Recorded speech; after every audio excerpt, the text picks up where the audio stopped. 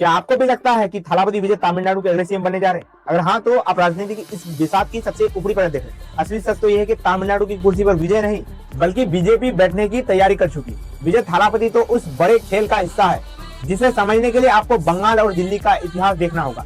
ये कैसे मुमकिन है, चलिए पूरी कहानी समझाते। जरा पीछे मुड़कर देखिए। बंगाल में 1977 से 2011 तक कम्युनिस्टों का अभेद्य कीड़ा था। उन्हें सीधे हराना नामुमकिन था।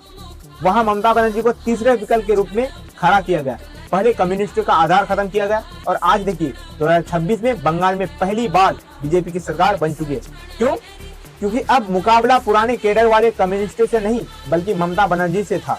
यही फार्मूला दिल्ली पर अपनाया गया। वहां कांग्रेस को सीधे सत्ता से उखाड़ना मुश्किल था, तो केजरीवाल को तीसरे विकल्प के रूप में तैयार किया गया। नतीजा, आज वहां भी समीकरण बदल चुके और दिल्ली में बीजेपी की सत्ता है। बिल्कुल यही खेल अब तमिलनाडु में खेला जा रहा है। यहाँ दशकों से डीएमके और एआईएडीएमके का राज रहा। इन पुरानी पार्टियों का अपना कट्टर केडर होता है, जिनकी विचारधारा को हिलाना बहुत मुश्किल होता है। बीजेपी को यहाँ जमीन चाहिए थी, इसलिए विजय थालापति को तीसरे विकल्प के रूप में उतारा गया। विजय के नाम पर एमके स्टालिन और पुरानी पार्टियों का खेल खत्म किया जाएगा और जब मैदान साफ हो जाएगा तब सीधी टक्कर होगी बीजेपी बनाम विजय थालापति।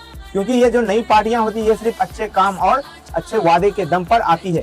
इनके कार्यकर्ता शरीफ होते हैं, कट्टर नहीं। इसलिए अब तमिलनाडु में विजय को हराकर बीजेपी सत्ता में आएगी। भले ही थोड़ा वक्त लगे, लेकिन आएगी जरूर। यही है राजनीति की असली शतरंज।